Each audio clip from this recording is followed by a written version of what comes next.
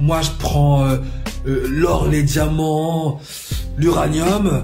Toi, tu prends la poussière et les gombos. Voilà. Voilà. Alors, j'ai entendu dire qu'il se déplaçait en République démocratique du Congo avec des chanteurs issus de la diaspora ou nés au Congo. C'est bizarre, hein, parce qu'à chaque fois qu'on demande aux gens de parler de leurs problèmes, de parler du Congo, non, nous on prend pas parti, c'est la politique. La politique, nous on fait pas. On fait pas de la politique, ah non, nous on est au dehors de la politique. Mais du coup, quand vous partez en tournée promotionnelle pour la France avec Emmanuel Macron, c'est quoi? Des vacances? C'est des vacances? Un road trip? C'est pour les festivals? Vous allez faire les festivals. Ils ne ramènent pas des économistes, des banquiers, des chercheurs, des scientifiques, des médecins. Non, ils ramènent des chanteurs. Ils ramènent des chanteurs, des danseurs, des amuseurs, quoi. Pourquoi? Parce qu'en République démocratique du Congo, ils dansent. Ils aiment la danse. On va ramener des habits aussi, vous inquiétez pas, de la couleur. Oh mon Dieu! Dans la démarche qui est la nôtre, sur cette route de l'émancipation, l'éducation culturelle et historique ne pourra être laissée de côté afin que chaque geste, chaque mot soit une franche contribution au succès de ce projet pharaonique qu'est notre totale souveraineté. L'artiste et chanteur Fally Ipupa dans les rues de Kinshasa avec le président français Emmanuel Macron. Image.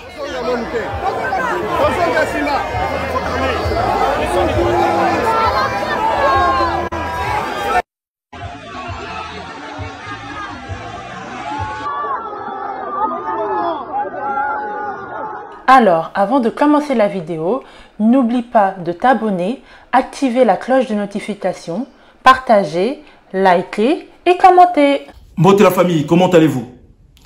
Bienvenue sur votre chaîne Africa Liboso. Étant donné que c'est notre première vidéo de l'année 2023, mes meilleurs vœux à vous, bien des bonnes choses. Et pour ceux qui ont pris des résolutions, j'espère que vous ne les avez pas pris juste pour prendre. Que vous les avez pris pour les accomplir. Vous les avez pris parce que vous vous êtes fixé des objectifs à atteindre. Bon courage à vous et passons à la suite. En feuilletant les pages des réseaux sociaux, je suis tombé sur pas mal de commentaires qui s'opposent. D'un côté, ceux qui sont en désaccord avec le choix de l'artiste Fally Ipupa de se présenter à l'Élysée aux côtés du président français, jusqu'à dans son quartier à Bandal avec le président français. Et de l'autre côté, ceux qui défendent l'artiste. Ceux pour qui le choix de l'artiste de se présenter, de se positionner, de marcher avec le président français à Kinshasa est un choix légitime. Donc voilà, chers amis, je vous présente aujourd'hui une vidéo d'analyse. Je dis bien d'analyse. Nous allons tous analyser. Moi, j'analyse de mon côté. Vous qui me regardez, analysez aussi de votre côté. Mais je vous laisse analyser en fonction de l'intérêt commun, en fonction de notre histoire passée, en fonction de notre connaissance de l'histoire et en fonction de ce qui est important pour tous. Donc, encore une fois, l'intérêt commun. Je sais que beaucoup d'entre vous ne comprennent pas pourquoi beaucoup de Congolais, pourquoi beaucoup d'Africains, beaucoup d'internautes sont indignés par rapport à ces choix. Pourquoi beaucoup se fâchent, pourquoi beaucoup insultent l'artiste pour son choix de se positionner aux côtés du président français. Retour à l'histoire. Je vous explique. Le pays des Fally Ipupa, le Congo RDC, dont je suis originaire moi-même, est en guerre avec son voisin, le Rwanda, qui est situé à l'est du Congo. Et à ce jour, à l'est du Congo, il y a des milliers de morts. Il y a beaucoup de peuples qui sont déportés. Les gens souffrent. La guerre continue. Et la France n'a jamais sanctionné son partenaire de faire la guerre à notre pays, le Congo. Et aujourd'hui, les Congolais s'interrogent. Les Congolais conscients, bien sûr. Il y aura toujours deux avis distincts. C'est tout à fait normal parce que il y a ceux qui sont conscients des choses et d'autres qui ne sont pas conscients des choses. Et à ce jour, les Congolais conscients se posent une question. Ils se demandent qu'est-ce qui a poussé cet artiste d'aller vers ce choix. En quoi son choix est bénéfique pour notre pays? En quoi son choix est de l'intérêt commun? En quoi son choix nous aide-t-il? Je sais ce que vous allez penser pour ceux qui sont fans. Vous allez dire, oui, mais comme d'ailleurs m'a dit quelqu'un d'autre, la France a donné quand même 36 millions d'euros pour aider à l'est du Congo, pour aider le peuple déporté, pour aider les femmes violées, pour aider tous ceux qui souffrent à l'est du Congo. Cher ami, toi qui me diras ça, je te dirai, penses-tu qu'aujourd'hui le Congo manque de 36 millions pour aider son peuple? Penses-tu que ce soit ça la grande question aujourd'hui? Penses-tu que des pays comme la France, qui aujourd'hui parle de partenariat avec le Congo, ne devrait-il pas d'abord commencer par sanctionner cet acte? Ne penses-tu pas que la France devrait condamner ce pays partenaire de son système qui nous attaque avant de venir nous demander d'être son partenaire? Ne penses-tu pas que ce qui nous arrive aujourd'hui est un cas général pour l'Afrique? La France, ce même pays qui tient en otage l'Afrique de l'Est avec le franc CFA et certains pays de l'Afrique centrale comme le Centrafrique et le Congo-Brazza, avec cette monnaie qui est gérée par le Trésor public français. Cette monnaie qui a provoqué tant d'indignation en Afrique, tant de manifestations contre la France, contre son système en Afrique. Mais cette monnaie que la France ne veut pas lâcher. À travers cette monnaie, la France tient tous ces pays en otage. Et ce même pays qui tient tout ce pays, frère du Congo, en otage, aujourd'hui, a-t-il le droit de venir être notre partenaire? Ce même président qui aujourd'hui gère ce pays, a-t-il le droit de venir se pavaner dans les villes de Kinshasa avec une castelle à la main? Voilà, c'est de ça dont il est question, cher ami. Si tu n'avais pas compris l'histoire, c'est de ça. L'artiste Fally Ipupa lui-même se définit comme un panafricain. Est-ce que ce choix est un choix panafricain? Est-ce que ce choix est un choix qui nous fait avancer? La plupart de nos artistes se disent apolitiques, qu'ils ne pratiquent pas de la politique, que ce ne sont juste des artistes, des gens qui sont là pour propager notre culture. Mais est-ce que ce choix aide notre culture ou c'est un choix qui nous enfonce? Vous qui défendez l'artiste, vous qui connaissez l'artiste, vous qui pensez avoir une idée sur son choix, vous qui pensez avoir des idées ou une idée précise sur son choix, et vous qui pensez que ce choix est un bienfait pour notre peuple, j'aimerais bien voir vos commentaires, j'aimerais bien voir votre avis sur la question. J'aimerais bien comprendre. Et je pense que tous mes frères et sœurs qui sont indignés, qui sont contre ce choix, aimeraient bien aussi comprendre. Donc voilà pourquoi je vous invite, vous qui êtes pour ce choix, à venir nous expliquer, nous mettre des commentaires, ou même inciter l'artiste à faire une vidéo dans laquelle il va nous expliquer le pourquoi de son choix. Oui, cher ami, toi qui me regardes, les temps sont sombres.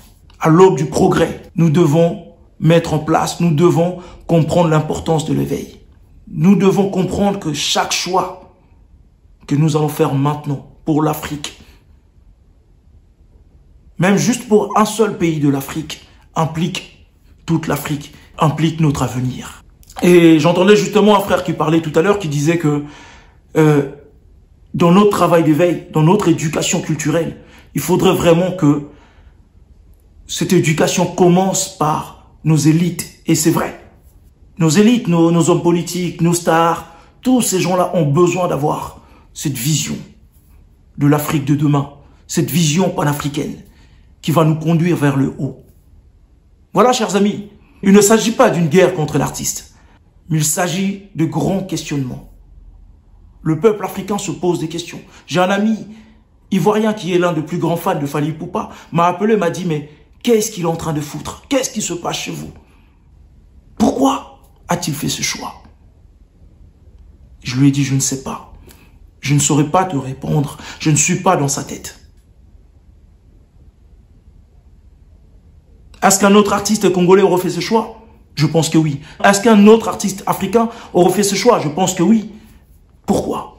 Et en tant que fils d'Afrique, ne sont-ils pas directement des défenseurs de l'Afrique?